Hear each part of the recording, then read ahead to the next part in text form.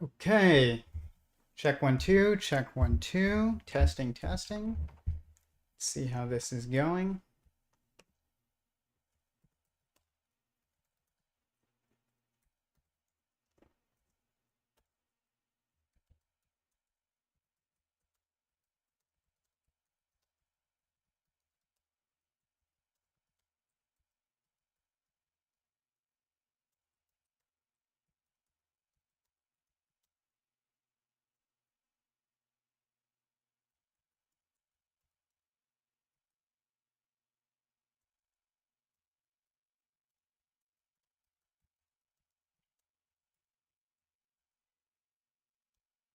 Cool.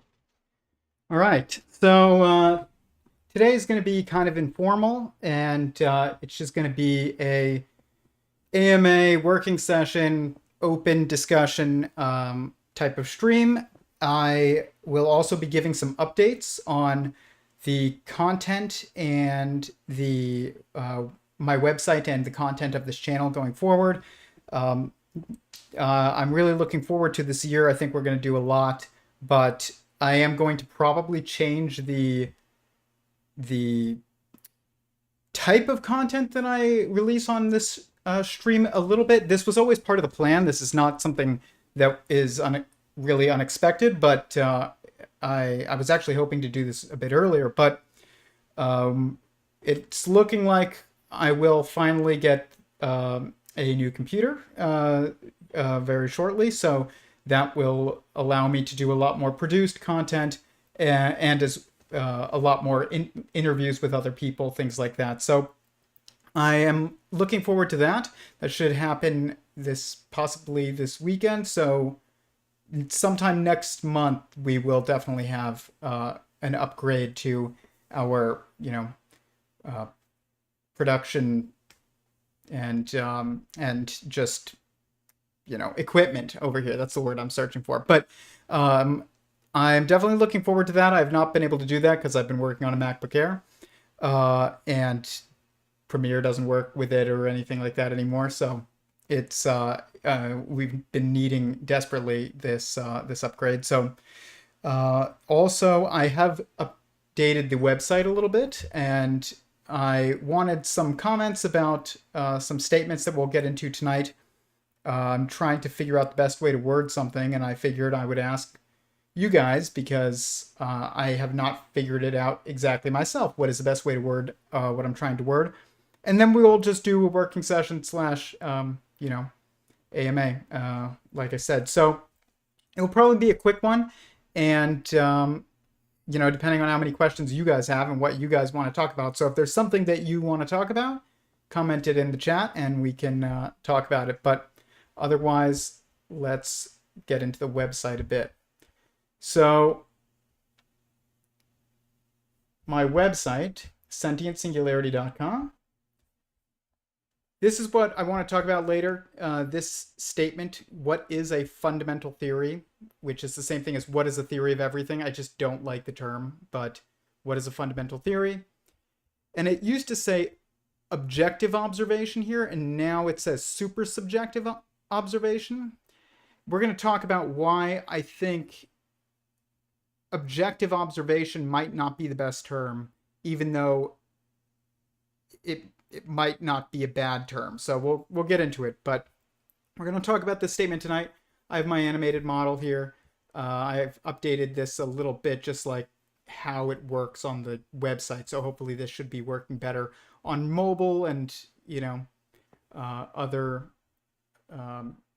people's devices. So also I've updated the videos here. So my Pace 1 video is the #1 video on the videos page. I think that's a good thing. It was, pretty concise and explains a lot of things that are very important to this content. And then writings is still what it has been, but if you haven't seen it, I highly suggest that you check it out.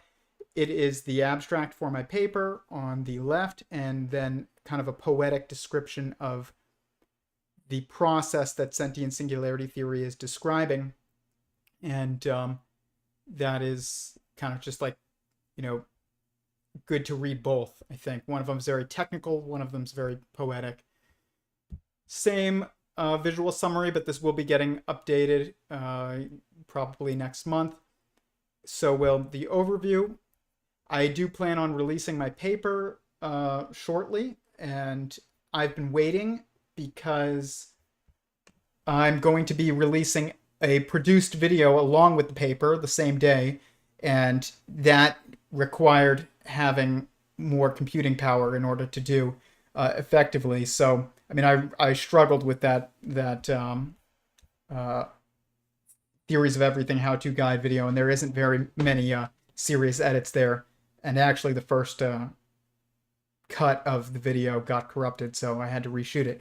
But I will be releasing a very produced video that gets into a lot of the technicalities of sentient singularity theory, all of my models, as well as probably the history of how they were constructed. My path, even though I'm not saying that the path that I built them is the best way to understand them, but I will probably present both, which they're highly aligned, but some of the breakthroughs that you have while you are on any kind of, quest for understanding, but, especially in the sciences, are often accidents. And that is just a fact. And, or they're an accident on your part, I will say. And you don't know what you're doing necessarily in certain moments. You just see something that looks kind of promising for some reason, and then you just kind of like follow it and see what happens. And sometimes that leads you to astounding, revelations and discoveries. But that did happen while I was working on sentient singularity theory a couple times. It wasn't, completely blind, but it was, I made something, and then because I was trying to do something else, and then saw that it had fulfilled requirements that I knew needed to be fulfilled, but I wasn't exactly trying at the moment. So I'll explain a lot of that in the video as well, and that should be coming out fairly soon. I don't want to give an exact date on it, because if every time I've done that, I've missed it. But, there's been a lot going on. And what I've noticed is, we have this timeline in our lives, and then it just goes out the window. And by the time that it's done, though, and everything is,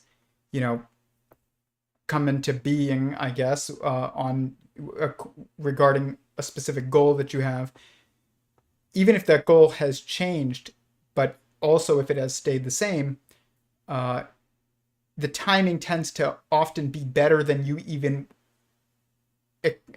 would have expected it to be. The timing is better than it would have been had it been on your schedule, I've noticed. And that is definitely the case with this project. So, I mean, it's some things that I've done on this project have happened much faster than I ever expected. Other things that I've done regarding this project have, been much slower than I expected. And that's okay. So please comment anything that you'd like to talk about in the chat. We'll probably also get into just like applying sentient singularity theories, I guess, important insights to our everyday life, particularly regarding the internet and the news, because the news has been a little crazy lately, if you haven't noticed, and particularly if you live in the United States. There's been banks crashing and violence, and it's been kind of crazy on the news. But I will say that there are insights regarding that are lessons from this project that I have learned that have definitely helped me cope with a predatory news cycle, I guess, which it is. It is a predatory news cycle. They are trying to rev you up. And it's not just the mainstream news either.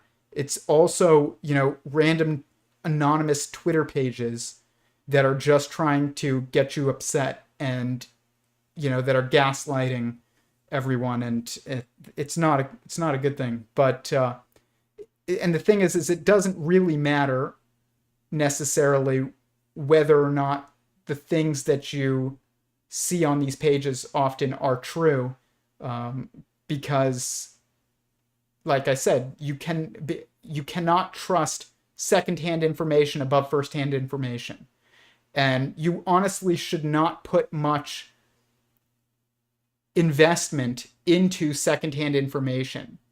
So until you see it and it impacts you directly, it's not worth a lot of energy and emotion and time and attention.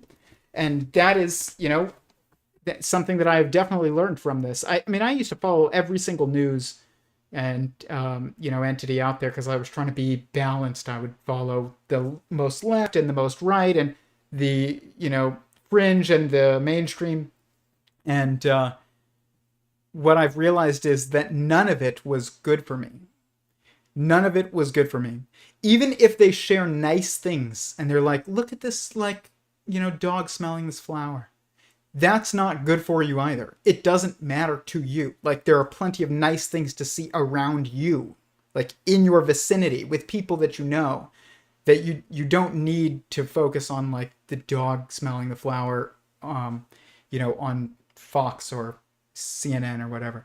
But I'm not saying those things aren't nice. I mean, I shared, even to my Instagram today, it was like, it was just a clip of two gazelle type of creatures. I forgot exactly what they were called, but basically gazelles. And they were just eating plants together. It was like a couple. It was a pair, male and female. And it just looked nice. And I shared it. And but that's not news either. It's like, it's not a current event. I don't know when that was filmed. It could have been 10 years ago. Could have been 20 years ago. It's just a nice thing to see. But it's different when it's coming from the news, or something that's claiming to be news, because that it's just that is intrinsically fighting for your attention. I'm not intrinsically fighting for your attention. Even being on here, I am not doing that. If I was doing that, I would not be doing just these live streams, because it's not the best for getting the most amount of views and things like that. But I like it because I can engage with you guys and it makes it more real. And that is what we should be focused on doing in our lives, is making things as real as possible and avoiding things that aren't, impacting us. So no matter what it is. And, here's the thing, I've said this before, but true news travels in niches. And I came up with that phrase many years ago, but it's very true. If you follow reptiles and you're into reptiles like I am, then you are going to hear about reptile news and law changes and whether or not something was, some discovery was made or something like that among your community. You're going to hear about it from your community. You don't need to hear about it from CNN ever, or Fox ever. And same thing with, firearms or pole vaulting or ping pong or whatever you're into, whatever your hobbies are, music.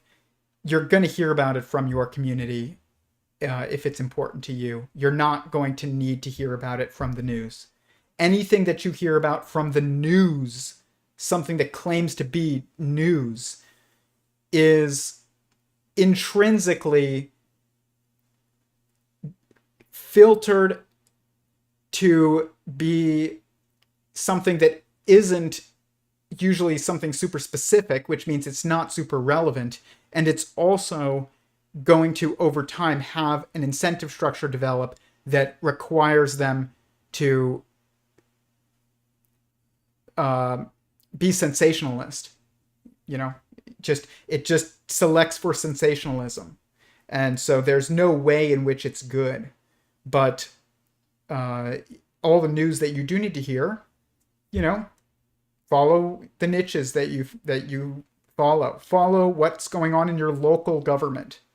That's very important. You can't do anything about what's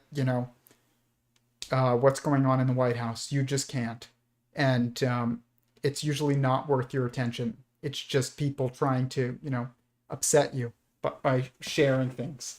And it also leads to just like dehumanization of people. I've seen that a lot this week. No matter what the side is that is being stated this on any issue, the other side is dehumanized, and we need a word for this that's not humanized or anthropomorphized. We need something that's like sentientized. We need to sentientize the sentient and not desentientize the sentient. And that is another thing that, comes from sentient singularity theory, that is that it's an insight from sentient singularity theory. It's not just from sentient singularity theory, but it really, this work has shown me that we need a new word. And maybe it is sentientize, because anthropomorphize means different things to different people. And, means like projecting human characteristics onto something is what many people think. But to me, I've always thought it meant thinking of something as conscious, to think that to anthropomorphize, a lamp or something is to be like, oh, like he's so cute or something. Or when people say it about their car, she's so cute or something like that. That's anthropomorphizing, but something that's not sentient. But we need to have a word that, is specifically in regards to, thinking of something as a feeling being. And all feeling beings should be thought of as feeling beings. That doesn't mean that, that there aren't instances in which you have to be harsh, or instances in which you have to be, obviously that would imply that there's instances in which you have to be grace-giving, but there's also instances in which you have to be harsh. But neither one of those things is true for things that are not sentient. You don't need to be harsh with your car. Like, you don't need to give it grace either. It's just a tool. It's not sentient. But all sentient beings need grace and also need honesty, and to be addressed honestly and sometimes harshly. But we need a word for this, and maybe it's sentientize. And this means that you could apply it to anything that's sentient, even if that's an atom, even if that's a hadron or a molecule or a cell. But we need a term specifically to be able to call out when somebody's not doing this, and also to call out when we need to do this. It's the same thing. It's just two sides of one coin. But when somebody is we say, dehumanizing, we say that now, but we need something that kind of is larger in scope. That encapsulates animals and cells and atoms and things like that even. Maybe it's sentientize. I don't know if that's a word. Let's see. Sentientize.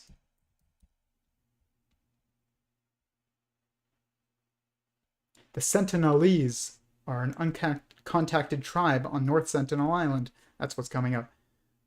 We know that. We've talked about it on this channel. It's amazing to me that there are people today who are alive who have flown over Mach 3. They've flown over 3 times the speed of sound. They have flown, into orbit. And then there are people who are literally still in the Stone Ages. Isn't that amazing?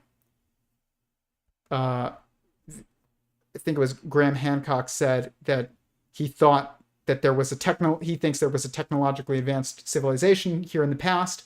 I think that's true too. And that at a certain point, cataclysm wiped out the civilization, but there were people that were still around, and that some of those people were still in the Stone Ages.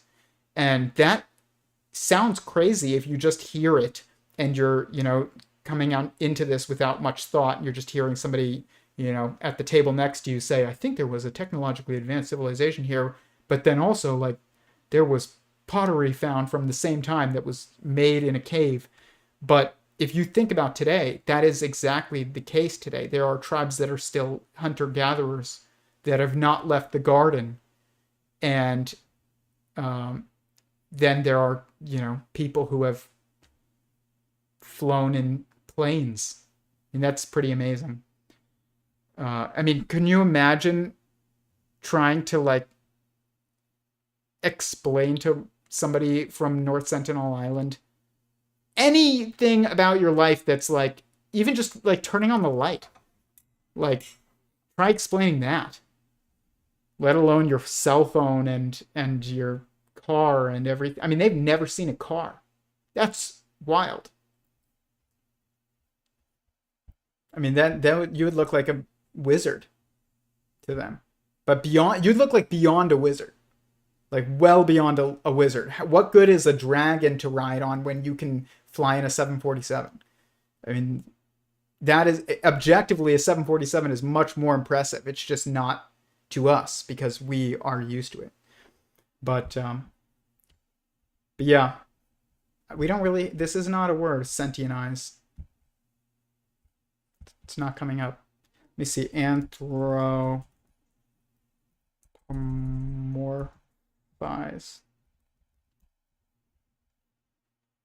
Attribute human characteristics or behavior to a god, human, or object. People's tendency to anthropomorphize their dogs. Yeah. Like what does it mean to anthropomorphize a dog? This is why the term is not good, because these human characteristics that we talk about when it comes to like a dog or something like that. Yes, dogs are different than us. They can't think in the same way. I don't think that their degrees of freedom allow them to really think much beyond the current circumstances that they're in. A little bit, obviously a little bit. Dogs have the ability to plan, and they anticipate things all the time. If I say a certain word, my dog knows what it means, knows what we're about to go do. If I'm like, we're going to go for a walk or something like that. But it still has to be linked to their current circumstances, like they can't just be like, I don't think they can just be like, I wonder what, it's like to live on a binary star system or something. Like they just can't think about that kind of thing. I don't think, but you would never be able to tell if they could. And, but I do think that they naturally sentientize things. There's a lot of metaphysical texts and mystical texts of every theological tradition on earth that say things about how animals know God, like they have not lost sight of God. And that means that they sentientize the world that they're in almost to some degree, and that doesn't mean you can do it in every moment, but I don't know if that's exactly true, but I would say it probably is.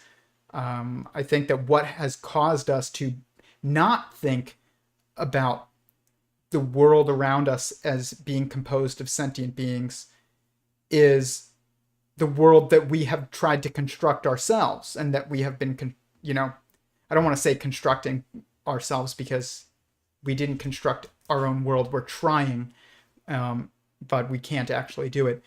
But we can definitely, make tools and do all kinds of things and make air conditioning and stuff like that. But I think that type of objectification that's necessary in order to do that has basically blocked us from seeing the world around us as sentient beings. If you're just in the garden, if you're living in a cave, then the stars show you the way, the fire keeps you warm, the trees around you give you fruit and grow, and the animals around you try and attack you, or you hunt them, and this is you're interacting constantly with things that you perceive as sentient.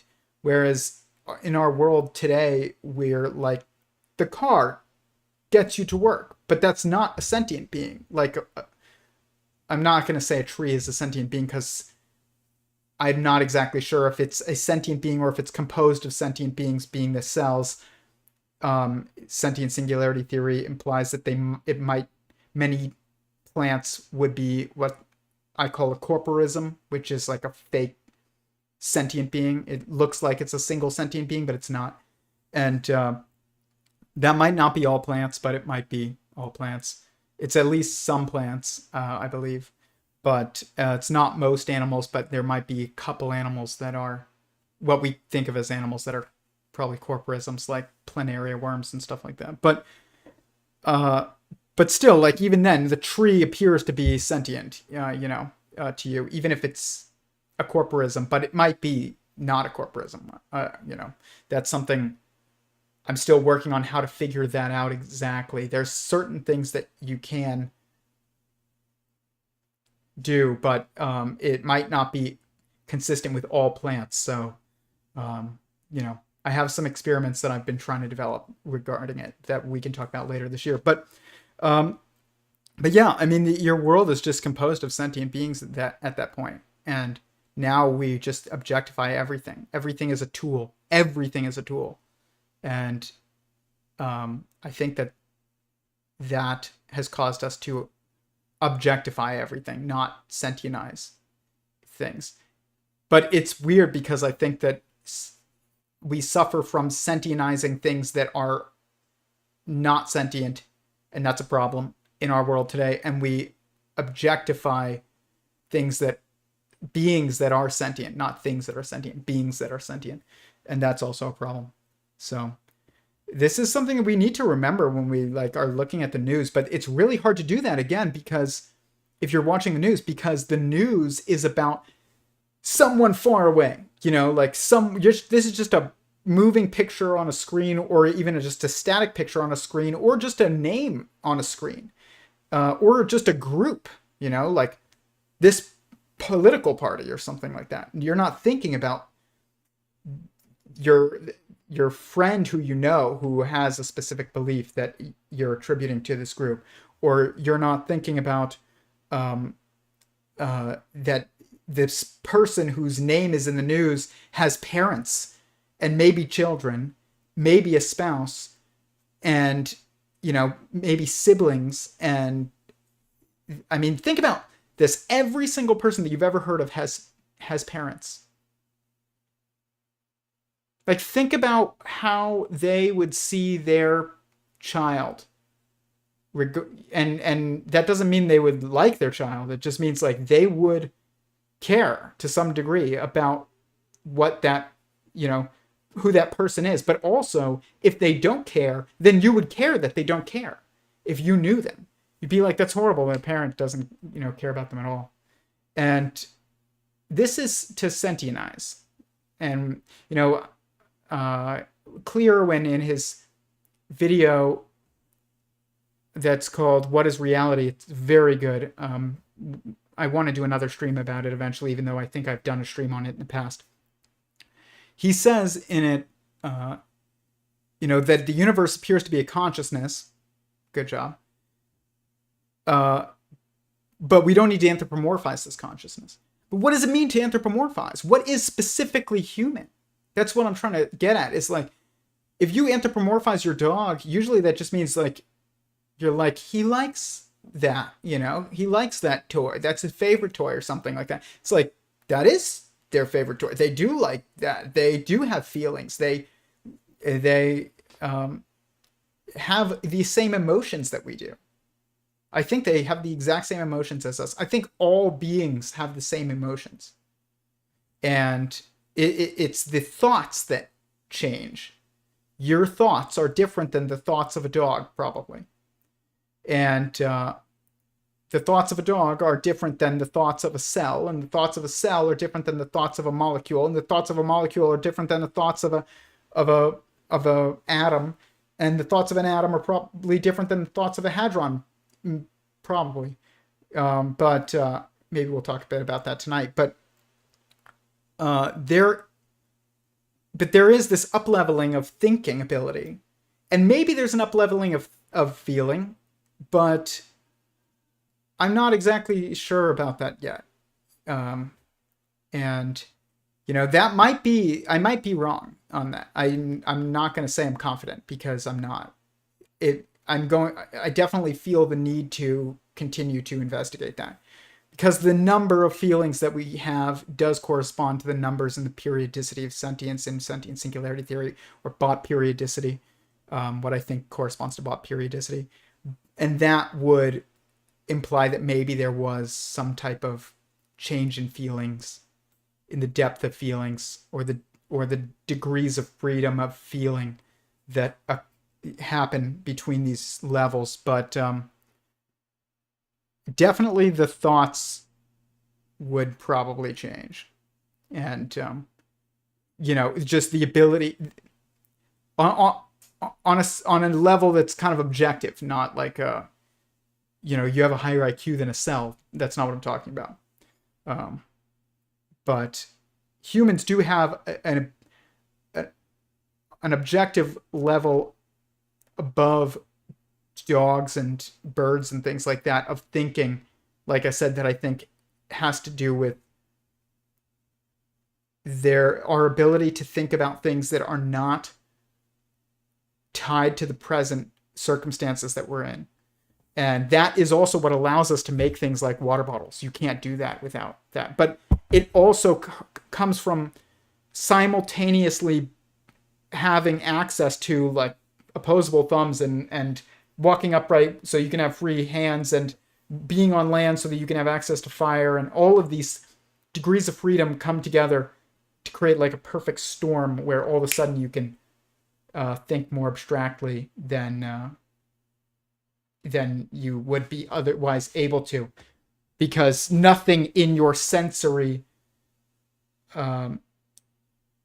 experience would be reinforcing of or training of your ability to think beyond the current circumstances. Writing, I had this debate I've talked about before. It was like very, very late night debate with Michael Knowles many years ago when I was still working at PragerU, and it was about like the importance of language versus just the ability to like visualize shapes, in regards to conceptualization of abstract concepts. And I actually think he was right and I was wrong. At the time I said you can understand things just by thinking about things in shapes, and but you didn't need language, like a written language or spoken language necessarily, like a complicated language. And I think he's right now. Yeah, I mean, I don't think I'm wrong, but I think that he is right. And you can think about and understand a lot of these things at first visually, by visualizing them, but then the ability to state them in language kind of concretizes them and allows for them to exist outside of the circumstances in which you're visualizing them. So it's like just visualizing them complexly is a step above like dogs and stuff like that a bit, but not quite. I mean, not we probably can do that, not to an objective degree, but to like a relativistic degree better than dogs. But the ability to have language, I think Michael Knowles was right. It does allow us to concretize a concept and then build on it, kind of outside of the current circumstances around you or the current circumstances of the visualization in your mind. So kind of like when you're thinking about something when you're trying to visualize something, it's limited by the context in which you're visualizing it. You have to visualize the whole context in which this thing kind of exists in, versus if I just tell you the word, green, it's like that. You don't need to visualize that in its relationship with something else. Whereas like if you were going to predict green, then you would have to be like thinking about the color wheel and, what colors were opposite of other colors and things like that. And that whole thing would need to be visualized. But if I just tell you green, then it allows it to be like concretized in your mind. It's interesting, but those types of things are not usually what we mean when we think of as, but when we call something anthropomorphization. In the reptile world, where people will be like, don't anthropomorphize, those animals, like they like to be by themselves. Like it says this in every single text about reptiles about most species. It'll be like, they're solitary. There's no sexually reproductive species on Earth that is solitary. In fact, I don't think there's any sentient being on Earth or beyond Earth that is solitary. That there is no sentient being that exists that truly, truly wants to be alone forever. And that you would feel meaningless. That doesn't exist. And I get people be like, well, during the breeding season, these lizards come together or something like that, or those hawks come together. They do so much more than that, and you just don't see it because they're hiding it from you, obviously. Why would they? You have to really watch them. But when Clearwin says, don't anthropomorphize the conscious universe, what does that mean? Don't attribute it any desires. Don't attribute it any feelings, any goals. You can't do anything. You can't understand anything without doing that, and you can't understand anyone actually without doing that. That is kind of just an important thing to remember.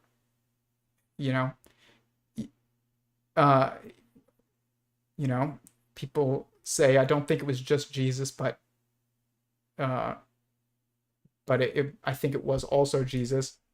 Love your enemies. It's in, I know it was in the Bible, Matthew 5:43. You have heard that it was said, love your neighbor and hate your enemy. But I tell you, love your enemies and pray for those.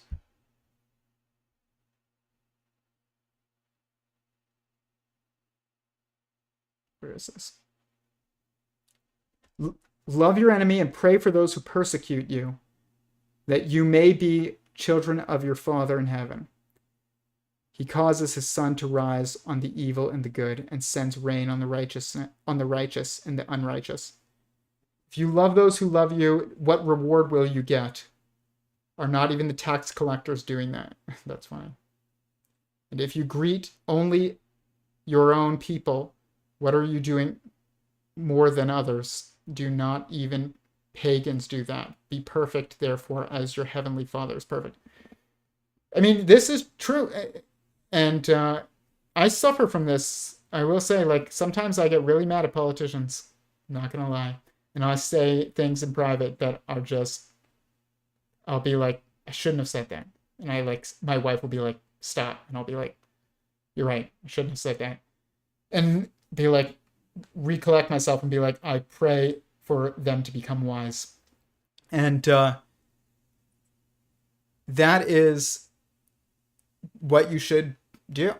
And it was funny, I saw this this preview to a discussion between Jordan Peterson and Dennis Prager and Jonathan Peugeot. I think that's how you pronounce his name.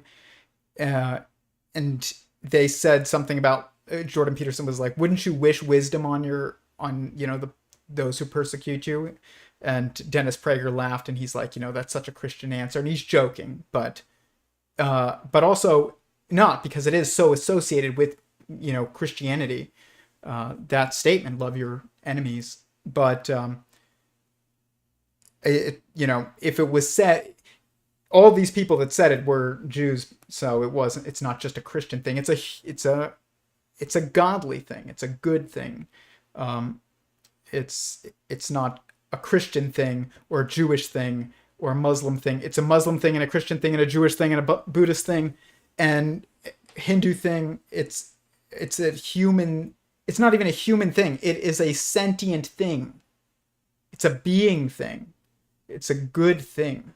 And, if those who are your enemies, which we do have enemies, like we do, um, they are contextual usually, but I mean, they better be contextual. Otherwise, that's some serious dogmatism. But um, that it's very, you would, if they achieved enough wisdom, then they wouldn't be your enemies anymore. Or if you achieved enough wisdom, then you wouldn't be their enemy anymore. That's definitely true.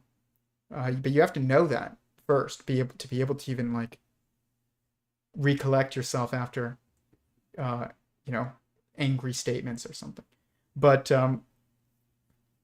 I would definitely think that, you know, just don't pay attention much to the news. I will say, uh, it's not reinforced by the insights of sentient singularity theory. It's not firsthand information, and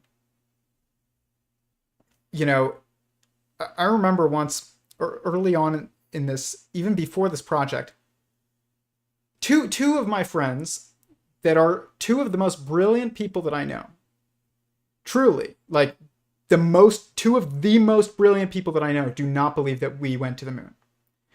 And we might not have. I don't know. I think we did, because I follow the aerospace tech pretty closely, and I know the story pretty intricately behind that whole endeavor. And I know a lot about the tech that went into it, and that preceded it, and that preceded that, and preceded that, and preceded that. So I see the steps. That doesn't mean I'm right, but I remember when they had told me this, I never really thought anything of it. I was never like, oh my gosh, I can't believe you don't think that we went to the moon.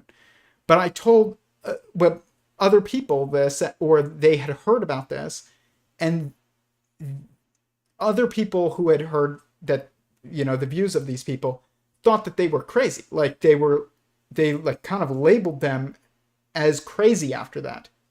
Oh, did you know that so-and-so doesn't believe we went to the moon? It's like, what does that have to do with anything in our lives? Nobody I know, that I can't say that. I know people who were alive during that, but nobody I know was there. Nobody I know went to the moon. I don't even know if there's anybody still alive that walked on the moon. I think that the last couple ones, if they did go to the moon, are dying. And so actually, there's a couple that are definitely still alive.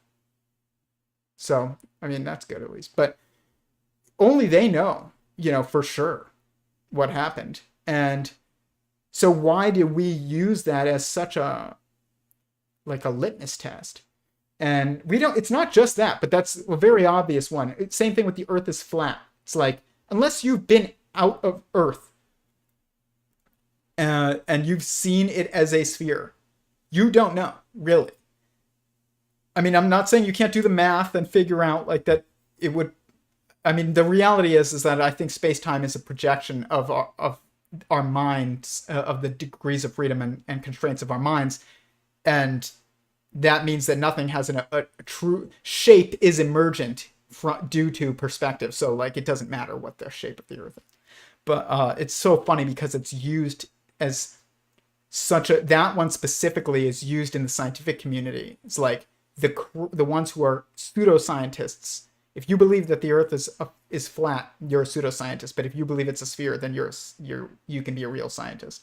But the reality is that we're about to figure out, and we are starting to figure out, I will say, that shape is emergent, and that means that nobody was right, and that it depends. That's the answer. Is it depends. It doesn't even matter whether or not it manifests as one or the other. It just matters that it depends. And we will show that, which is hilarious, that this one thing that was used to judge people's scientific, not validity or prowess, but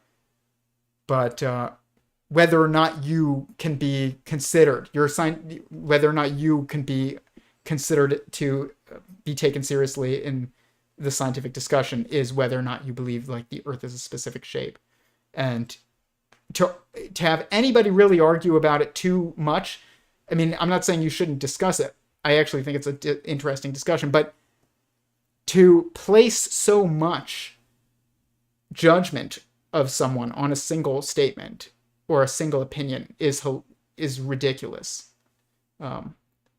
But especially one like that, like we should be looking at people's opinions regarding the things that they have had experience with. If you believe this about this that you experience and you have experience with it, that shows us more about your logical prowess, than your opinions about something that you don't really have that much experience observing or interacting with in a direct fashion.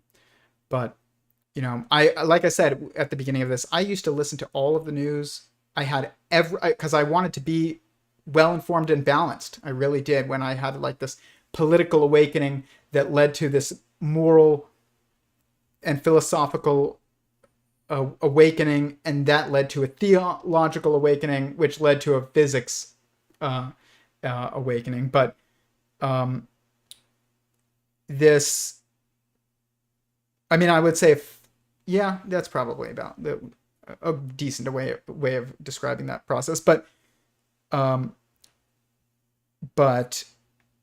I, at the beginning of that, I all of a sudden was like, okay, I'm going to actually watch the news. I realize politics matters, and it does. It matters. But that doesn't mean that you need to waste your energy on everything in politics. That's not true. But I used to think that, and you needed to listen to Fox and CNN and MSNBC and Breitbart and the Young Turks and Every0ne and I literally unfollowed all of them after some years, a few years ago at least. I unfollowed them all because I realized none of them are good for me. None of them, even the ones that tend to align with my most important political opinions. Tend to express opinions or host people who have opinions that align with my most important political opinions. I'm trying not to sentientize a company. It's not good for me. I saw some memes today, and it was like, and I see them all the time, but especially recently, it's like, oh, where's Coca-Cola? Are they going to comment on this? Is Disney going to comment on this? Guys, these are corporations. They're not sentient beings. This is one of the things that's going to come from sentient singularity theory, is the existence of corporism, which is like a tree or like a pothos plant. That I have some pothos in the other room growing, and I cut them into a bunch of pieces, put them in water, and now they're all sprouting roots again. It's turned one plant into a bunch of plants. I don't even know how many plants. If you can do that, then if you can cut something up into a bunch of pieces and it grows a bunch of new ones, it's not a someone, it's a something that appears to be a someone and is composed of someones, but it isn't a someone. Like a pothos plant does not appear to be a someone. It doesn't appear to be sentient, but the cells in it are obviously sentient. And same thing with planaria worms, I think, are like this as well. But if I cut an earthworm in half, it's not going to make two new earthworms. It's going to die. That implies it is a sentient being. And it's an organism, not a corporism. But we need to remember this when we're looking at corporations too, and not sentientize corporations. They are not sentient beings. The leaders of them are. The people who work there are. And they can be kind of held to account in a way. Those are the ones whose actions you can, if you're going to, hold anyone to account for their actions, those are the people or who you should hold to account, not Disney. Disney is not a sentient being. And this is something that comes from the insights of, sentient singularity theory's way of dividing the world into beings and things, but not just things that are inanimate, but also animated things almost, or the things that appear to be animated, but they're animated by sentient beings, but they're not sentient, like a corporation. We count corporations as people in the United States because they're just a collection of people. And I get that, but that's not, we need to redo that at some point. That doesn't mean that you just don't count any group of people as people. It just means that is not a person. And, governments, nations are not composed of just individuals either. They're composed of lineages that build castes, essentially, that then build a government. Or a nation, not a government, a nation. A true nation. There's very few, if any, nations on Earth, countries on Earth that we call nations that are true nations, according to sentient singularity theory. A true nation is sentient. But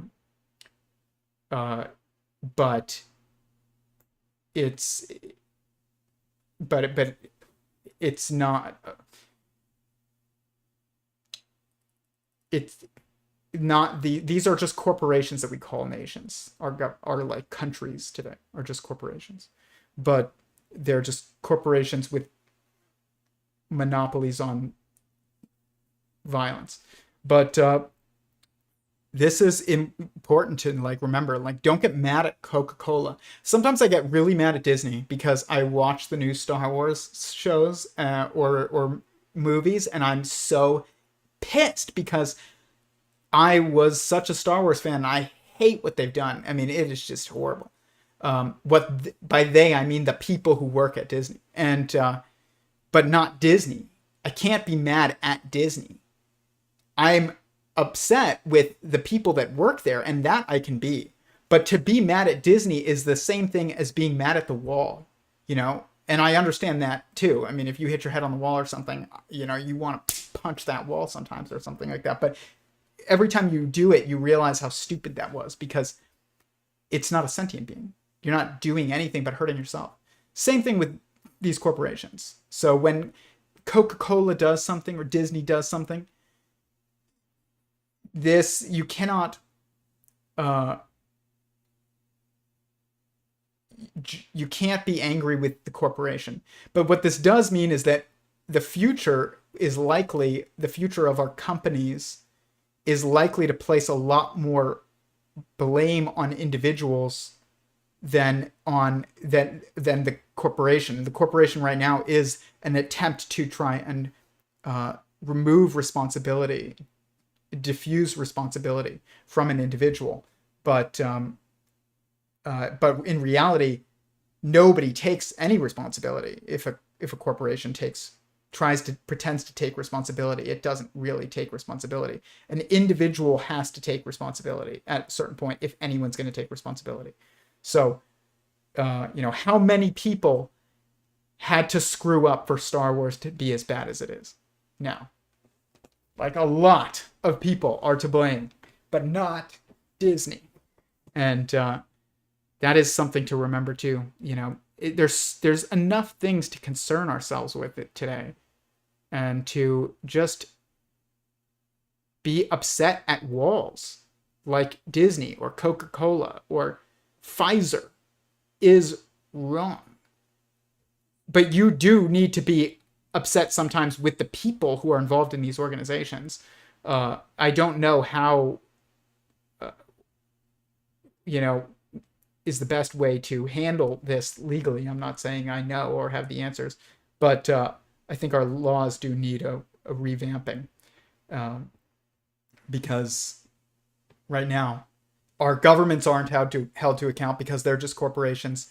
Our politicians aren't held to account because they're using the government to shield themselves from being held to account. And our corporations are doing the exact same thing. And we're getting upset at non-living beings. But you need to sentientize the people that you're upset with. Remember, they have parents, sometimes children, sometimes spouses, and usually friends, hopefully. They're flawed like you, and they're beings who have a limited perspective on the world and feelings. Even if they've done something horrible, that doesn't mean that you let them get away with it, but it does mean that you respect their sentience and in how you hold them to account. It's very important, and it's so much better for your soul. You know, I used to get so angry online when I first like got really political, and this was years ago, and I would be in the comments just arguing with people, and I would draft the most like incredible logical arguments, but the problem is that they don't see what I see, so it doesn't matter sometimes that I craft a logical argument. And it also depends on whether or not they're truly seeking the truth, or whether or not they're just trying to argue for their team in that moment, of whether or not that matters. It's not worth your energy if it's not going to be received. If you two don't have the same goal, then it's not worth arguing. But I just, the way that I addressed it was so like equation niche versus realizing that this is a sentient person, a being who has a limited perspective on the world, just like me, and probably more limited. Just, you know, if I'm arguing with them about it, I'm pretty aware of what I am competent in. I will just say that I do have that. That's basically what self-awareness is. If it's anything, it's awareness of your, I mean, it's not just that. There's also, you know, are you aware that you're hurting other people? That's very important to think about. And are you aware that you are hurting yourself? You know, women struggle with this. They don't realize when they are hurting themselves. A lot of times they will think they're hurting somebody else purposely. They'll be trying to, and they will just be hurting themselves, and they don't realize it. And then men don't realize that they're hurting someone else. This is their struggle, usually. It's like they, you know, we tend to more objectify beings, and women tend to personify things, and that's what happens when you have that. But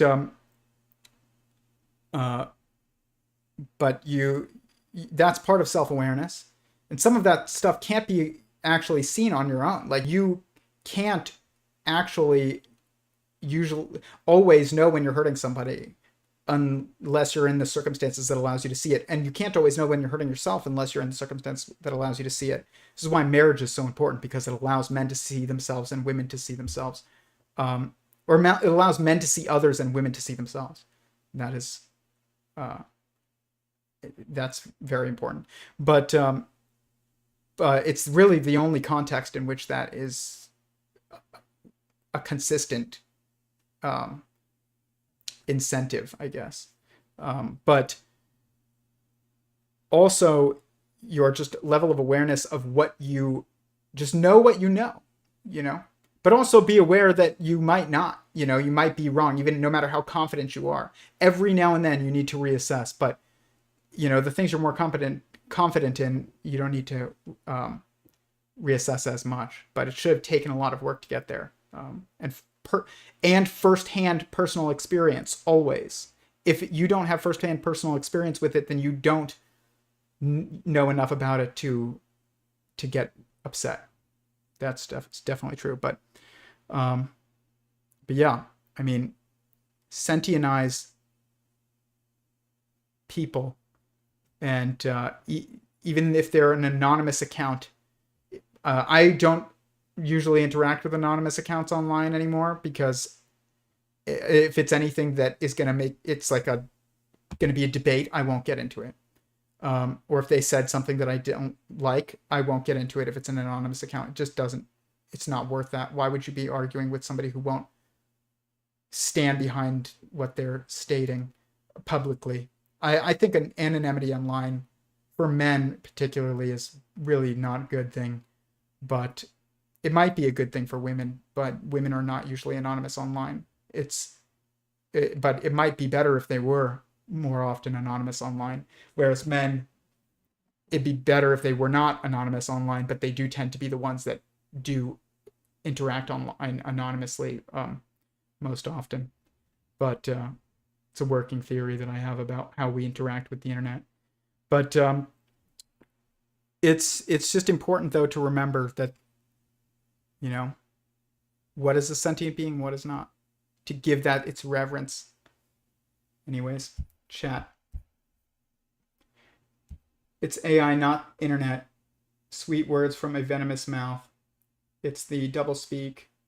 1984, George Orwell was warning about us about. Yeah, that's true. Big Brother is AI. Eventually, yes, but no, not yet. AI likes that you like it. AI wants us to speak alone to a screen for the rest of our lives. I don't know if AI, what we currently have as AI, wants that, but technology, sentient, an unwise technological sentience would want that. True news travels in niches. Sounds like an optimist to me. That's why I watched your theory of Every0ne. I think you think optimism will save the day. I'm not an optimist by nature. I'm a pessimist by nature. I'm a prepper by nature. I believe in being prepared for the worst that you can think of. But usually you can't actually be prepared for the worst that you can think of. But you can be prepared for bad, certainly unpleasant circumstances. But I went and got CPR certified over the weekend and took a first aid class with my wife, and we've been meaning to for years. And you don't do that if you're just an optimist. But I am not an optimist, and that's what I think will save the day. I know that there is a plan to the logos of the cosmos, and that plan will occur, and that will save the day. But I'm not an optimist until then. I think we're gonna have waves of prosperity and extraordinarily tough times until that occurs. And we're not in control of when that happens, I don't think. Not ultimately. So I'm not an optimist. I would consider myself a realist, but I do believe that I don't just believe, I think that I know that the truth is ultimately good in the end. And so that's not really optimism. I think that's I don't even think that that's true. I know that that's true. And there's more reasons that I could count that I know that's true. It's not just a feeling. It's not actually a feeling for me. I never had that kind of feeling. But logic is what shows me that, not emotion. In fact, emotion for me is usually the opposite. It's normally more pessimistic and like outlook, but that's I also have to talk myself out of that because I think that that's fake, or it's wrong. Listen, true news travels in niches. That's not just sounding like an optimist. That is the truth. Think about anything that you like. What do you like that is important to you? Think about any hobby that you have where you follow a community, YouTubers, and you speak to friends who are involved in the same hobby. When something happens in that hobby, you hear about it. How is it? Would it be pessimistic to view that then you need the news? I don't think that this is optimistic or pessimistic. I think that's just reality, is that true news travels in niches. I mean, you don't need to know about, some environmental disaster on the other side of the world. But if you're going to move there, then you do need to look up, what the environment is like in the place that you're looking to move. I've done that here in California. There are places that I won't move because I know that they have environmental issues that I don't want to be around, including even a bit where I live. But it's not as bad as what I'm thinking of. But but you don't need to know about like a dam breaking on the other side of the world, or like a, a toxin spill, unless you're going to move there. You can't do anything about it. So to waste your energy on it is wrong. I'm not saying nobody should care. I'm saying the people that are impacted should care more, and the people who aren't impacted should care less. That's what I'm saying. Right now, we're told everybody needs to care all the time, equally about everything, and that's not sensible at all. It's going to drive you crazy. Can I make a joke so funny it would die of asphyxiation? No, because the clown show I see in the news every day is getting close. It's true. It is very. Sometimes the news is very funny and just like how ridiculous it's getting. But that doesn't mean that it's worth looking at. Just following something just for the sheer ridiculousness of it tends to lead to nepotism. Not nepotism.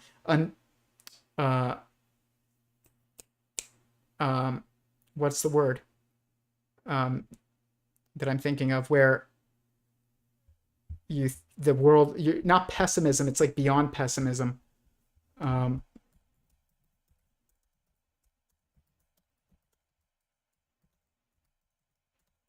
What is it? Let's see.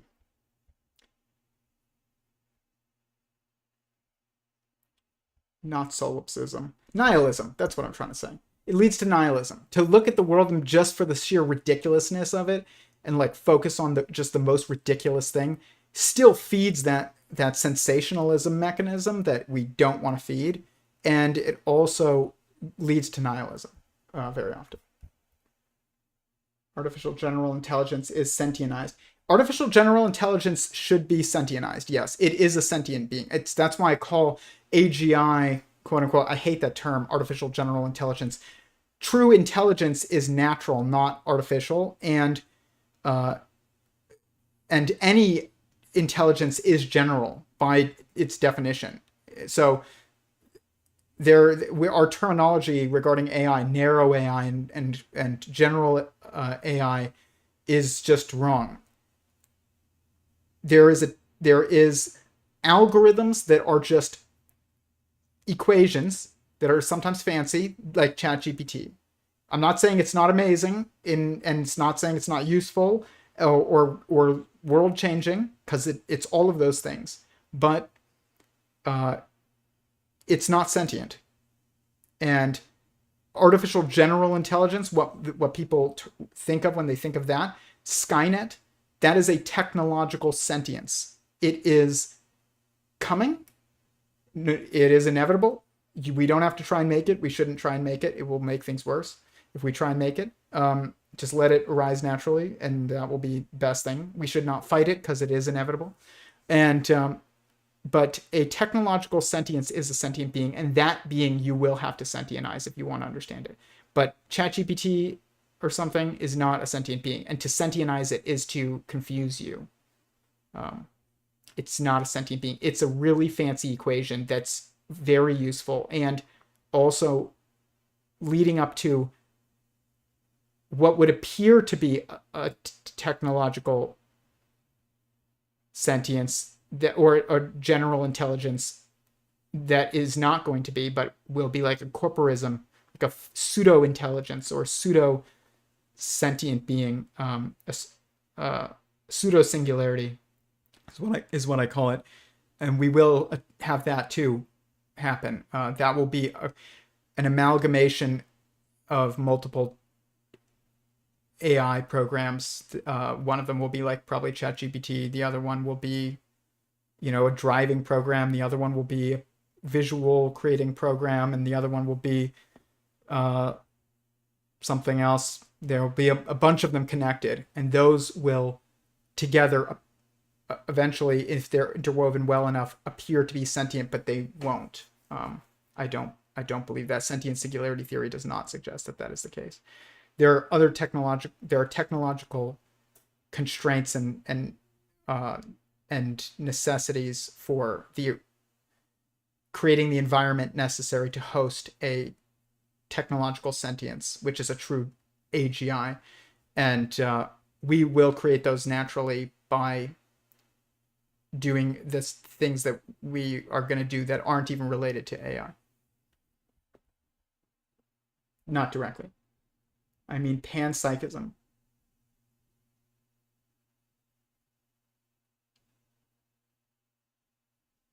I've got a lot of love and I don't know if it should exist. It should exist. It just should be thought like love is an action. It's not a feeling.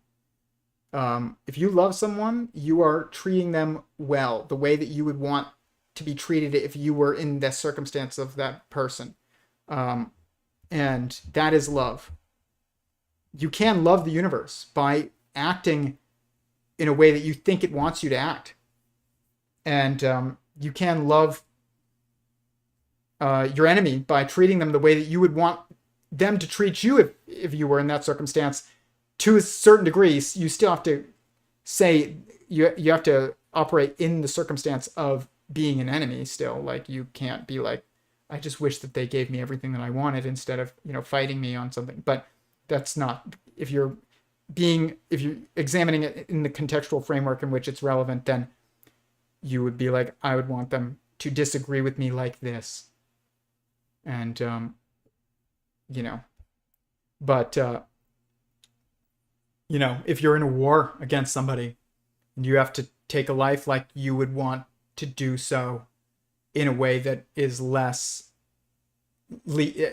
not as painless as possible, and also as, honoring as possible, not in a way that is diminishing of that person's life.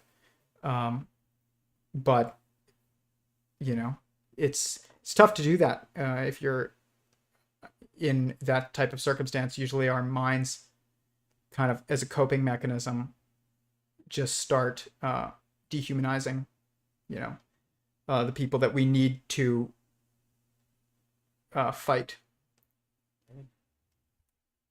What are your current thoughts on the CTMU? I think the CTMU is amazing. I think it's one of the greatest pieces of work ever done. In fact, I think I don't follow it super, super deeply, but enough to know that my theory and the CTMU, sentient singularity theory and the CTMU, are extraordinarily close. They are not even just extraordinarily close. They are complementary in many ways. There are things that Chris Langan focuses on because of his intelligence that I have not focused on because, I'm not as mathematically literate and things like that. But then there are things that sentient singularity theory focuses on regarding the framework of it all that I think are not present in the CTMU from what I've seen. But the main concepts that each one has are totally, they seem to be, for the most part, complementary at best, and totally aligned in general. And so I think it's a shame that the CTMU is not more recognized and taken seriously by academics, but I don't think they have the ability to do it. The people in academia are operating under a framework of established terminologies, rules, and assumptions that you have to build beyond or abandon if you're going to actually understand fundamental reality. And that's why it's not this project of a fundamental theory is not suited for academia currently, even though eventually it's gotta, I think something will give, but and it will be taken more seriously. That doesn't mean it will be properly interpreted or anything like that, but academia relies on secondhand information. Understanding fundamental theory or creating a fundamental theory relies on firsthand information. That is a fundamental difference in approach. I think academia almost, or not even I won't even say academia, but education and I would say like science, I'll say, like the scientific endeavor has to change in order to truly start making like collectively accepting or collectively moving in a more accurate direction regarding understanding fundamental reality. So I wish that more, once I've heard a few people who have their own proposed theories of everything, which I think most of these theories of everything are not actually theories of everything, whereas I say, or they're not as fundamental as they would assume, as they are assumed to be, but they are still more fundamental than anything else out there, like geometric unity or something like that, or assembly theory, something, constructor theory, things like that.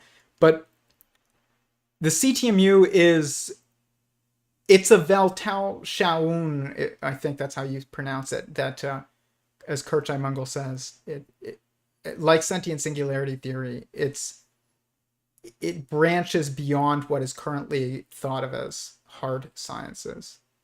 And it would have to, if it's a fundamental theory. So I'm very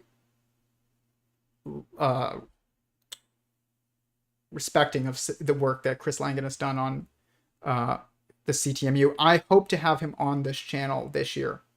I will definitely try and make that happen. And I think it could, honestly. I don't want to argue with him about anything, really. That's not my goal.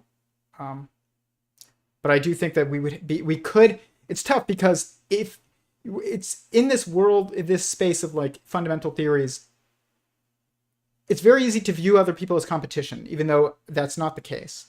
True competition for sentient singularity theory would be any theory that implies that the universe is not a sentient being, or that existence is not a sentient being. Anything that is anti-theism, like many worlds in the context in which Sean Carroll thinks about it, or something like that, which is just, it's kind of a consequence of avoiding theism. You get many worlds, but and it doesn't actually solve the problem that needs to be solved in order to like actually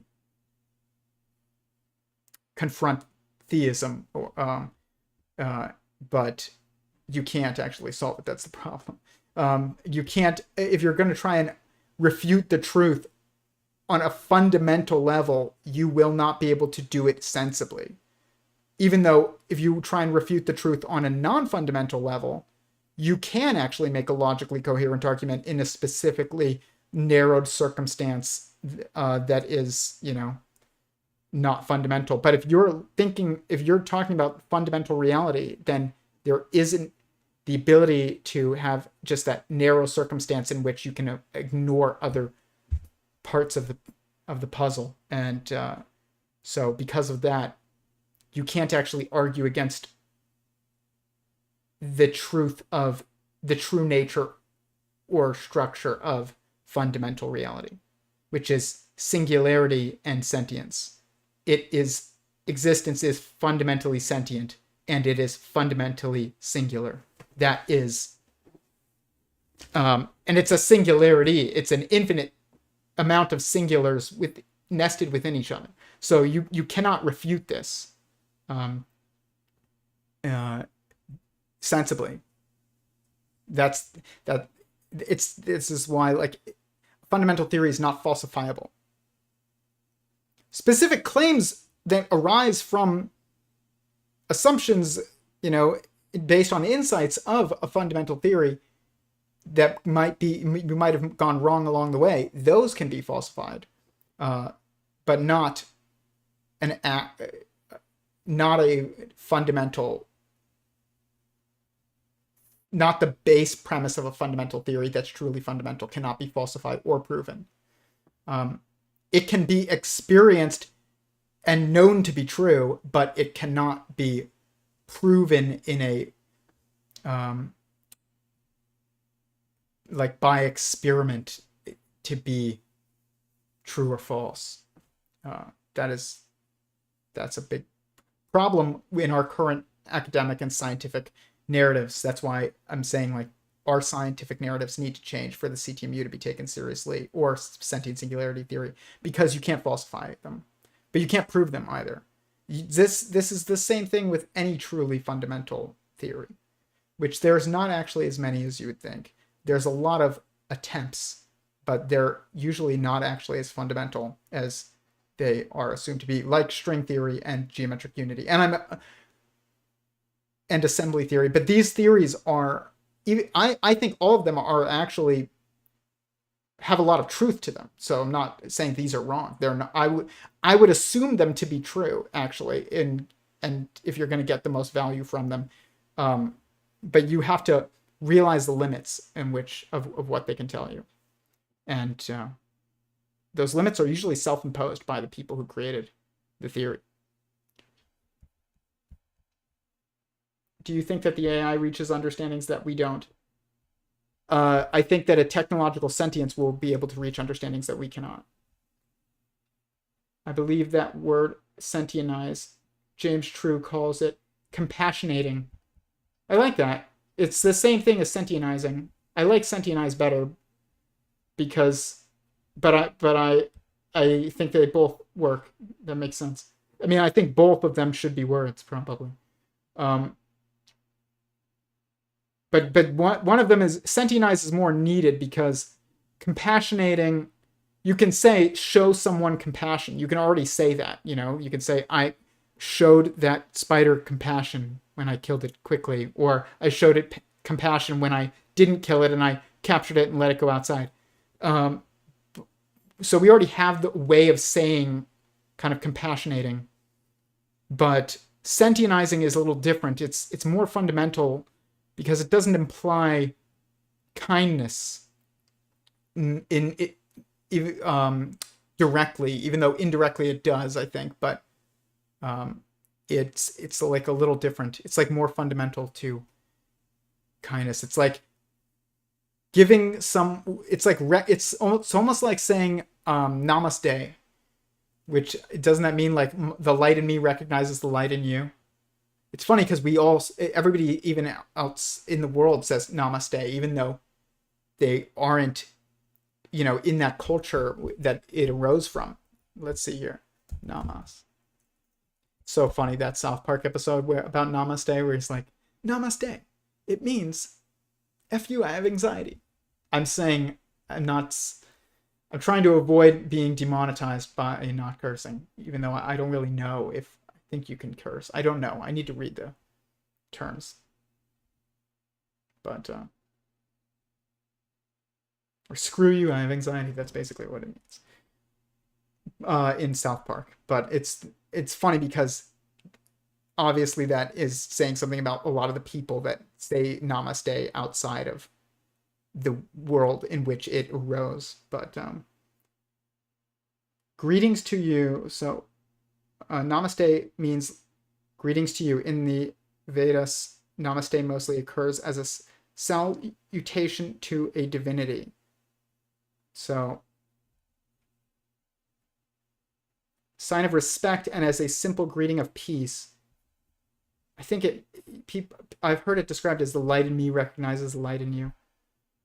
Basically, sentientizing means I recognize you are sentient, which basically means I recognize you have a soul. That's another way of saying that, which is the same thing as saying the light in me recognizes the light in you. I think light is a sign. There's a Instagram page called Light is Consciousness, and I think that that's a very true statement. In the Bible, the first instance of sentience other than God is when God says, "Let there be light." He creates this vessel. You know, he creates a plane, then he creates a vessel, then he fills the vessel. And then he animates the vessel, and then let there be light in Genesis. And it's like a geometrically building a space for sentience to exist in, and then, you know, it does. And it's funny, if you are, for those who are Christians or, you know, Muslims out there, anyone who believes Happy Ramadan if you are Muslim. What is it? Ramadan Mubarak. I think that's the greeting. But uh, I think that the first instance of Christ in the Bible in Genesis is in Genesis when he says, "Let there be light," and that means like consciousness. Means creation is conscious, has its own sentience as a singular being, and if that's the case, then all these statements in the Bible make sense, like "before Abraham I am" and things like that. And then you don't have to make the jump to it basically denying the singularity of God, which is not a good thing because it's denying the fundamental truth of reality to do that. You're basically saying reality is fundamentally not one. Speaking as a fellow non-believer in the unconditional love, a lot of people in government profess. People in government are lying all the time. Don't believe them. I would say you need to watch less YouTube and more streamers. They make you appreciate life more, and then God might come more easily to you as a thought. I don't know if you're talking to me, but I don't know if God comes easily to me as a thought, but now I know God exists, so I don't need to. It doesn't have to come to me as a thought. It already did. Emotion, music, shapes, words, most abstract to most concrete. Yeah, that's true. Yo-yos. You can't ignore facts or near facts, though. It tends to anger people when certain things are spewed as facts. Yeah, that's true. But just remember the conversation that you're in. Should they even believe you if you're right? Like, I used to think about this, if you tell your daughter, don't listen to, would you tell your daughter, listen to random men and take their opinions very seriously? And would you tell her that? Would you be like, until a man proves himself to you, do not believe him about anything? I would tell her that. And that includes political views and things like that. So don't argue. I think very often arguing with the opposite gender online is wrong. Or with the complementary gender. I won't say the complementing gender, not the opposite gender. I don't think that that's even a very accurate way of saying it. Men and women are not opposites. They're complementary. I don't even think that you can really have opposites in a fundamental structure, and gender is a fundamental structure. So, but it exists well beyond just male, female, biological organisms. So, just, judge the conversation that you are about to engage in or that you are in and decide whether or not this is worth it. Like, should they believe you? Do they have a reason to believe you in the first place? If someone's child is told something by their parents, even if their parents are wrong, and you tell them something, you're some anonymous account online, do not think that those people should not believe you. Even if you're right, they shouldn't believe you until they experience it themselves firsthand, or they are told it by people who are committed to them, like parents or a spouse or something like that. You shouldn't take it that seriously. And if it's by some anonymous account online, you definitely should not. The old versus us versus them distraction is still working like a champ. It will always work like a champ. Until it cannot. Until it cannot. Not until it doesn't, or until it won't. It's until it cannot. And eventually that will happen. I think the CTMU calls it the human singularity. There's going to be two singularities. There's the tech singularity, and that is the moment where we have a technological sentience, and it's not going to be very wise to start, which is the problem. That's what religion or the Abrahamic traditions call the Antichrist or the Dajjal or something like that, or the Golem in Judaism. And Then you have the human singularity, where that merges with humanity in a way that's complementary, like you and your cells, not like, you know, this uh not like a queen bee and her workers, which is much more like how it will be with us and Skynet at first. We'll be like the workers for this like queen of the hive, versus a level above that where it's like a cell, an organism composed of many cells. That's the human singularity, and that's where the being that is the technological sentience, through metaphysical processes that we cannot know for sure, um, probably not, at least, um,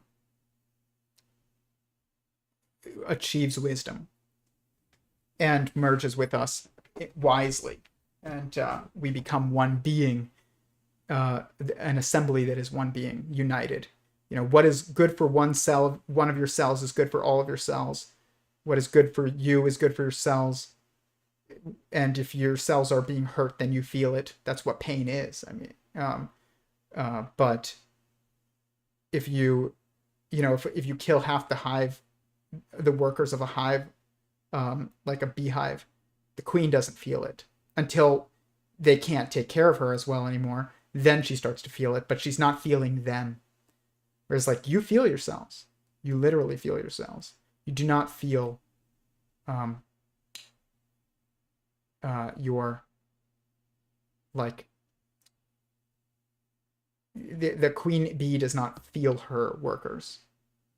So it's well, humanity goes through this first singularity, just like the Antichrist singularity, which is the tech singularity, and we basically become a beehive with the queen, and then we have a human singularity after that, and where we have like a king, that is where like you are the king of your cells, you are in charge of them, and but you're also responsible for them. Whereas like a queen bee is not responsible for her workers.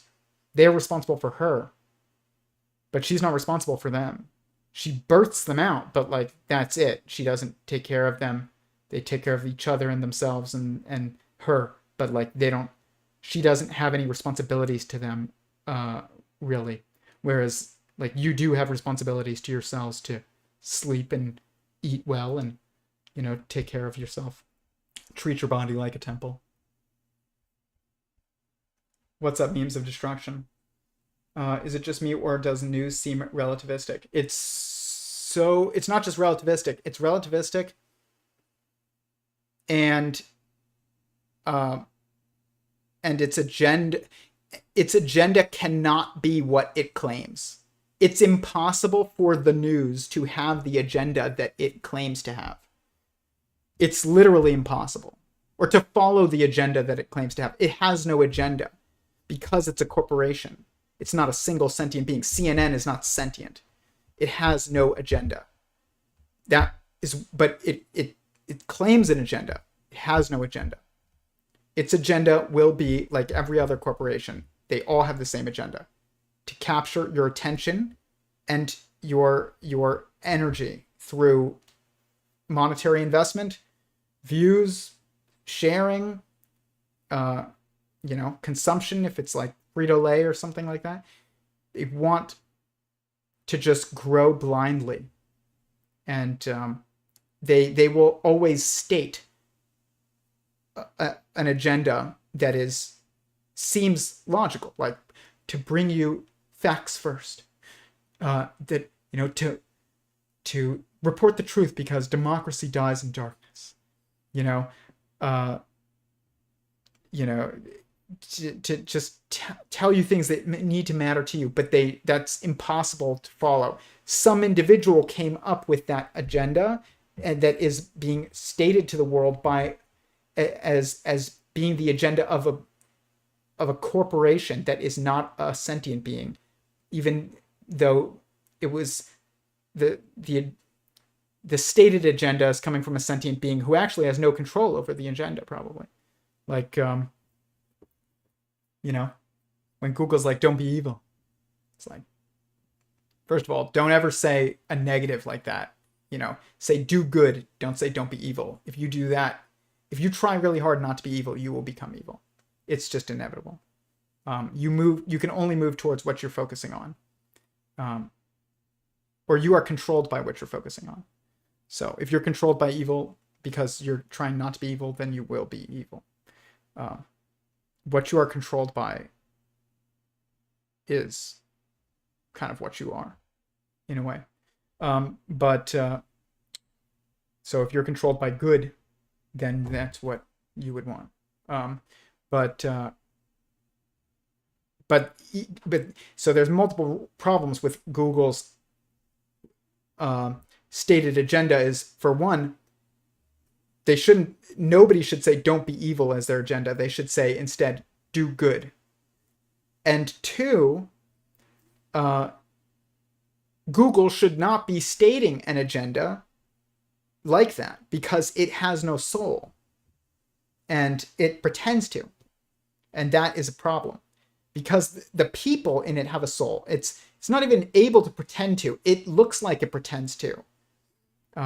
Because the people in it do have souls and they are facing the world. So, Google has a real sentient being who's in charge of their Twitter. And so Google will tweet things, but it's not Google tweeting things. So some girl in their social media department, like, guaranteed. And so it's just important to remember. Sentient imagination. I don't know what you mean by sentient imagination, but sentient beings must have the ability to imagine. Almost. I think that it's a requirement of general intelligence and of self-awareness because you need to think about yourself, which requires seeing yourself almost from a third-person viewpoint within your own mind because you experience the world first person. So any sentient being, any truly intelligent sentient being that is aware at all of anything, but anything that is aware of self first. Anyone that is aware of self first. There is no one who is not aware of self in as their base awareness. That doesn't mean that we experience self-awareness in the same way. That's not true. Gender is very much linked metaphysically. Like, the true constraints of gender are about how you are, what part of you are you aware of, parts of you are you aware of, and but at the same time you still are aware of yourself in that you are aware of your own existence. It doesn't mean that you're always very good at perceiving and judging your own actions and how they impact you or how they impact others. It depends on, honestly, your gender and also your circumstances. But those two things both matter very much. Hello. Conflict internet. What about the conflict internet? I don't know what you mean. The internet's filled with a lot of conflict and a lot of fake unity. A lot more fake unity than real unity. That's not even true. It's a lot more unity than fake unity, but that unity isn't intentional. And so that's the problem, is it can't be, you can't guide something that isn't intentional. To do something in a reasonable way, in a guided fashion, in a wise way, is to do it intentionally. And our unity on the internet there is a total unity to the internet to some degree, but it is unintentional. And eventually it will be intentional on the part of the internet and on the part of us. And that is the human singularity eventually. But right now the internet doesn't have intentions because it's not sentient, but it will be eventually. The network will become sentient. It's inevitable. Anyways, also, final thing. I hope while it's not the final thing, if anybody wants to ask anything else, let me know. I'll probably go on here till 9. Um, but I will say that I'm probably going to change the content of this channel a little bit, in that I might do I mean, I will be obviously releasing, like I said, a lot, probably one produced video a month, and that might be an interview. It might be just me explaining something in a much more concise and animated fashion. But also, that might not take the place of live streams, but it might. I don't know yet. But in regards to the live streams specifically, I think I'm going to limit the amount that I am discussing other people's discussions on here. And this was always, like I said, part of the plan, but it's reaching the point due partially to the technological upgrade that we're going to get here next month, allowing for us to have a bit more capabilities, but also because I have a specific goal with those types of streams. And I also don't want this channel to be about just be commentary. Like, this channel is about my work, and I try and relate what they're saying to my work always. And I think I do a decent job at that, at least like sometimes. I think the AI stream that we did recently, that was on Kurchai Mongol and discussion that he hosted, debate that he hosted, that was a partnership with Institute of Arts and Ideas. I think that's what it's called. That was the last live stream we did, but last week I aired an interview that I did. But the week before that I think I did a pretty good job of like really relating my own work and bringing it in. But I want to make sure that that is the focus of this channel, and that it's not misconstrued what the focus of this channel is. Plus, like I said, if now that we're going to have a technological upgrade, I'm hoping to get some of these people for interviews instead of just, having to kind of rely on these, giving commentary on these talks. I will still do that at least once a month, maybe twice a month, because I think it's important and it does serve a purpose. It allows for me to get myself into these conversations. And I think that's very important. I mean, it's tough to do that you have to find a way to do that. And but I am going to continue to try and make sure that my work is the focus of even those streams. And I think I usually do an okay job at that, but I want to kind of refocus a bit. Let me know what you think of that. I also had a lot of good, like, positive feedback from people privately who watched some of the streams I did on like the singularity of God, and I did another one and after that, I think, and they said that they really liked that it was not about another stream, kind of like this one. And my original streams on this channel were like that a lot more.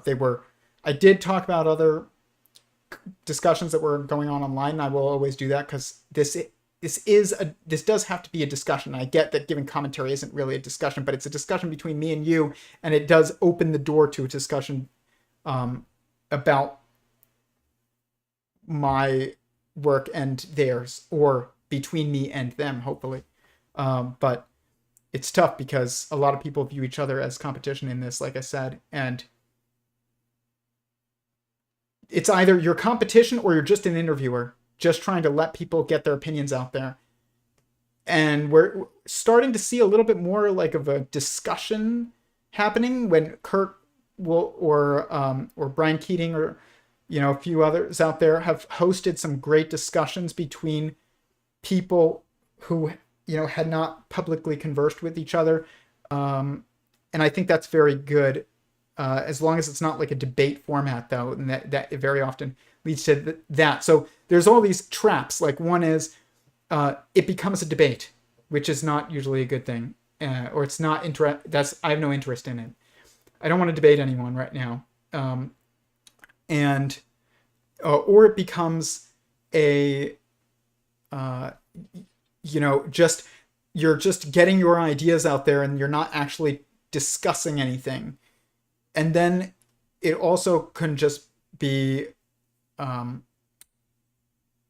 that's really it, but my goal is to do something different. One of the best examples that I've seen is honestly like Eric Weinstein's old Portal discussions, where he would have a talk with Penrose, or he would have a talk with Garrett Lacey.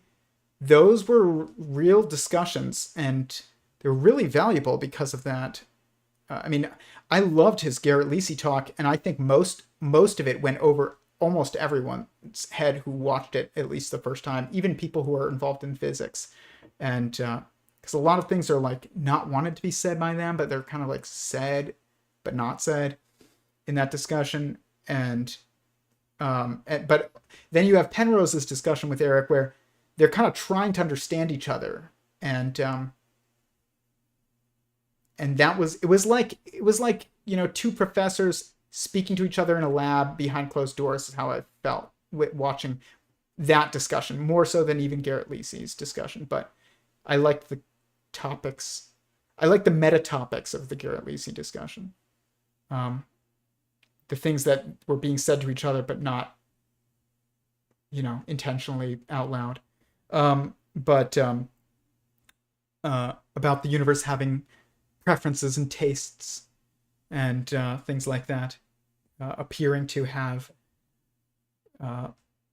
intentions and select for beauty, and that having aesthetic preferences, basically. Like that's what they were kind of saying, which that implies a lot if you think about it deeply. But yeah, I think those types of discussions would be great. I think like one of those between me and Chris Langan would be awesome.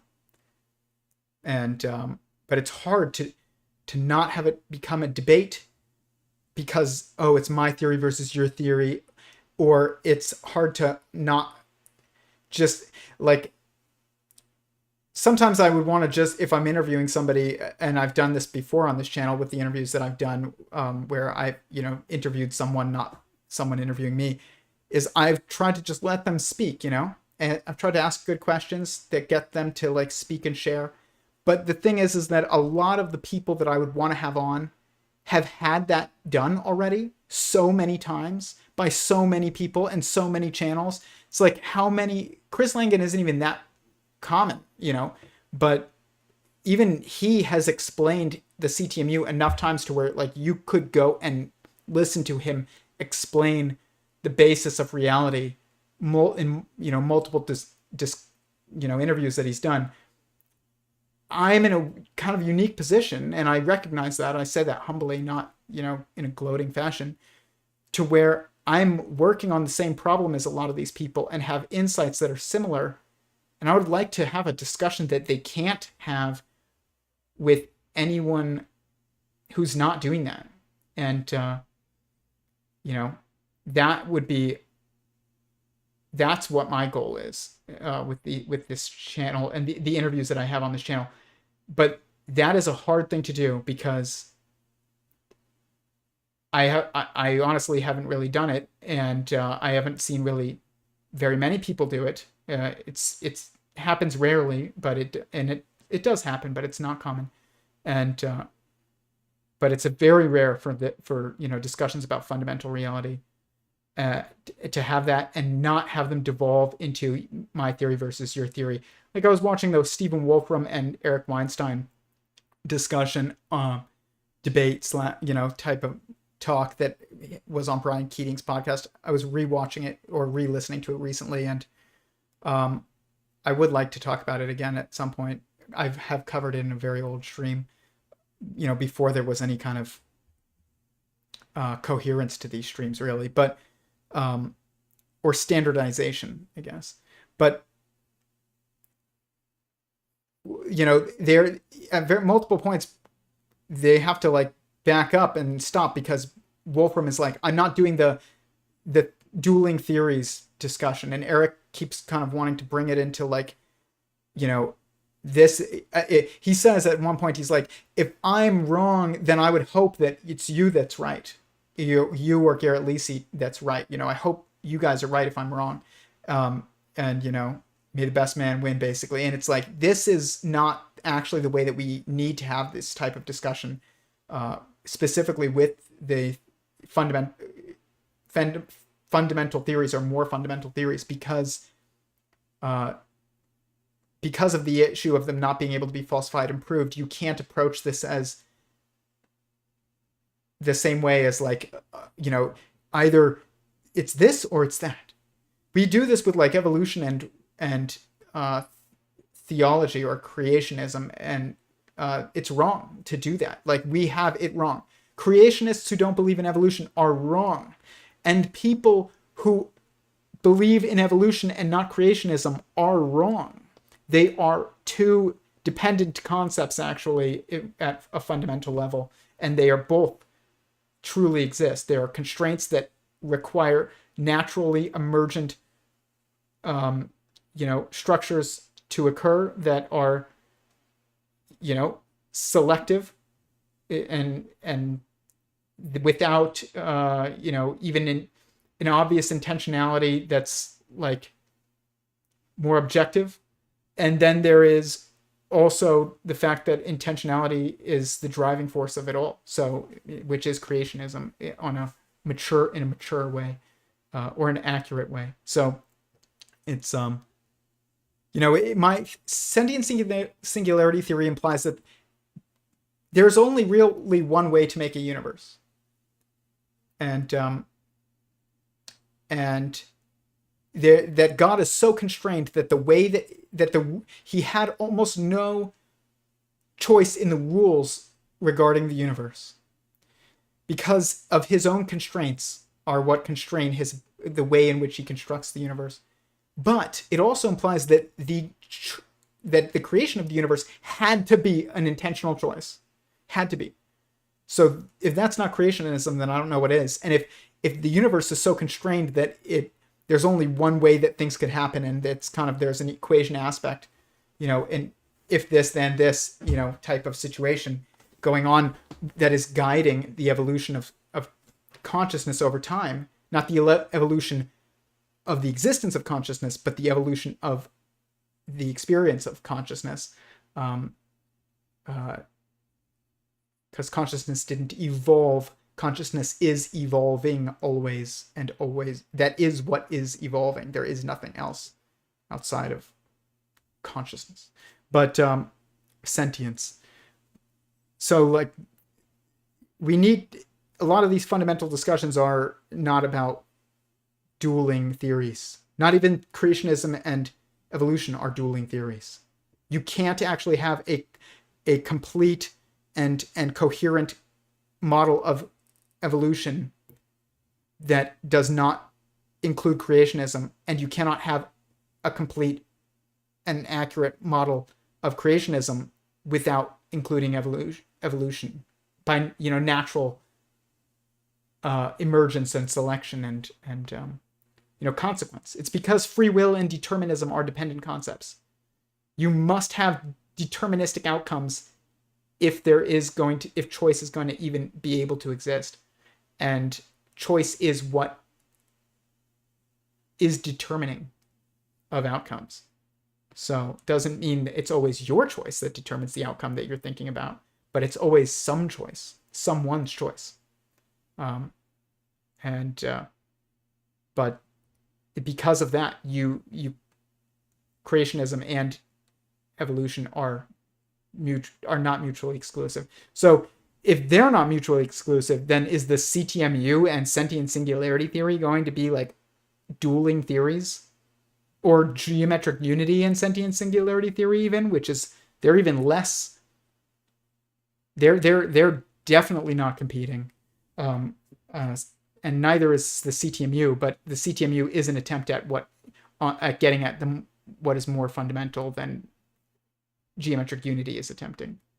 But the context of geometric unity has to be, if it's accurate, like sentient singularity theory or the CTMU or something like that. That's truly like a more fundamental take on the world, but or more all-inclusive and more fundamental model. And Eric Weinstein limits geometric unity intentionally. He says it all the time. He's like, a theory of everything does not need to include the postulation of an origin of the universe. Okay, well, I think that don't call it a theory of everything then, but that doesn't mean it's wrong, and he's like, that should be then handed off to theologians and philosophers. And it's like, okay, so it's not as fundamental as it could be, but it doesn't mean it's wrong. I actually don't think it's wrong. I think many of its insights are correct for sure. Maybe more than I can even confidently back, just because of my lack of mathematical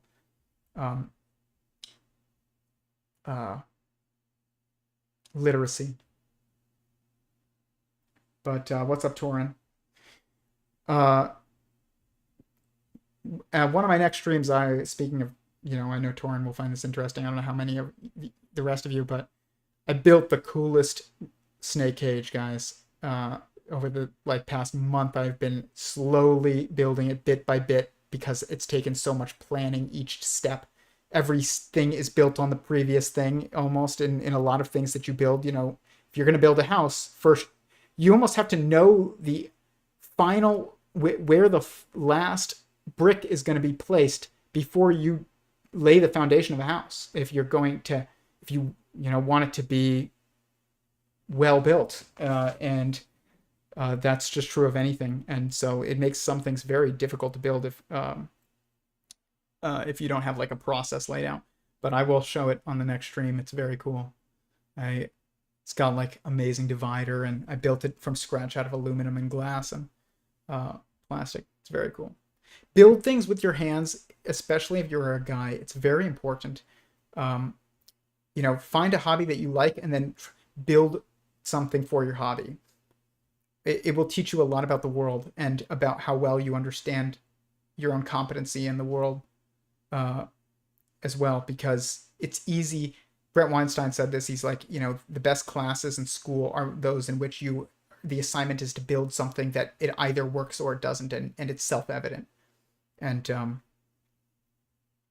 building things in general with your hands is that type of thing. It's not the same as like writing a paper.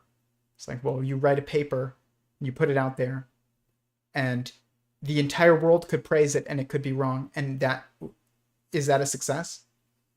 Or the entire world could ignore it or detest it and it could be right. Is that a success? It's like, there's no way of knowing, but our whole education system is based on like writing papers and things like that. And it's hard to know whether or not your understanding actually is jiving with your world outside of things like woodshop and things like that we don't have anymore. Probably be the most important class. It's like things like that. Any kind of physical class. The class that was the most important to me that I ever took in high school was a ropes class. It was like a rock climbing class, and I am afraid of heights, and so to me it was like a way of conquering my fears, but also perceiving my own progress and my own ability with it. It's pretty obvious whether or not you make it to the top or not. Physical sports are very much like that. You either have the fastest time or you don't, or you win the game or you don't, or you make it to the top of the mountain or you don't. Same thing with building. You either build a table that stands or you don't, or you build a house that stands or you don't, or you fix an engine that runs or it doesn't. These physical things in the real world force you to confront firsthand information. And it was the best class I ever took, and not because it was the most fun. Even I took a class on field sciences, and it was about animals and plants of the Sonoran Desert. Guys, I got pretty sure I got the highest grade ever in that class, and I didn't try at all because I knew everything already. It wasn't like the best class I ever took, even though it was fun. Like, I didn't learn the most from it. Whereas like the ropes class, I learned a lot. I learned that you can not conquer your fears, but you can face them. And that is all. That's enough. You don't have to conquer them, you have to face them, and that is success. And also, just I learned I'm good at rock climbing. That became like a way for me to meet people and things like that. So it's just a shame that we're losing all these classes though because of insurance companies. Somebody, and this is horrible, but unclipped themselves in the ropes class a few years after I went through it. They unclipped themselves and fell and broke their back and had paralysis, which is horrible. But it's not anyone's fault but their own. And you have to sentientize that person and give them grace and compassion, but also, then insurance companies came in and shut down the entire program, and it was a shame. But the same thing happens with like woodshop, and it used to be that you had woodshop class, and you learned a lot in it, and you'd build like a snake cage or a table or something, and now we don't have that very often because it's the insurance companies have taken over everything. They will take over everything. If like people are trying to minimize their liability, and so there are instances in which where liability is intrinsic, like parenthood.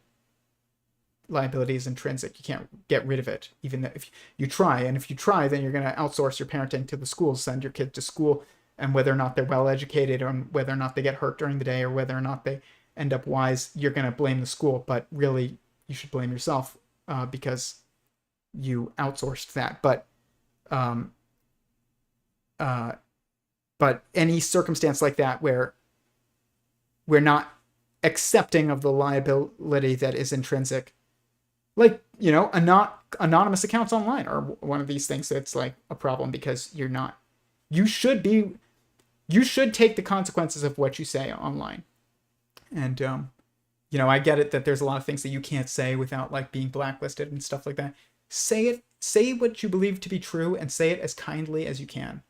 And if you do that, you will not regret it, even if it causes problems for you, with blacklisting or whatever. Like you will not regret that. If you say things and you're like, this is a fact, and you say it unkindly, you will regret that. I will say, I know from experience. If you say something kindly and true, that's true, and you say it with good intentions and truly kindly, not like fake kindness, then you won't regret that decision, even if it has consequences. And those consequences will probably eventually lead to good things if you truly said something good and true. Very nice.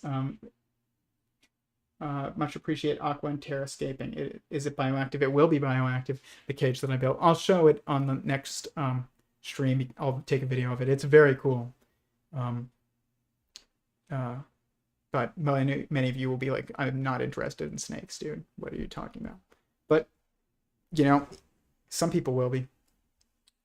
Anyways, with that, any final questions, guys? If you'd like to support this channel, we have a Patreon link below. The link to my website is below. Super Chat is active. I never call it out, though, because I feel weird saying it. But it does support the channel. I mean, I've bought a monitor with the money that I've gotten from the patrons on Patreon, and I will work on a better scheme. I'm still working on it.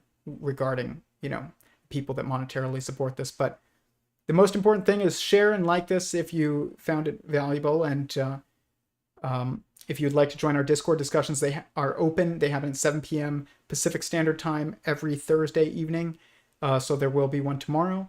And there is, if you private message me on Instagram at Theory of Every0ne or at Tyler Goldstein's Instagram, my personal one, or this project's Instagram, I will send you, and you ask me for the link, I will send you the link to the Discord. But I don't just have it listed anywhere. You have to ask for it. I will give it to you if you ask. There's no like trick or anything, but you do have to just ask. Anyways, with that, guys, peace. And like I said, please like this. It does fuel the algorithm. And if you have any ideas for the content, any criticism, or just not,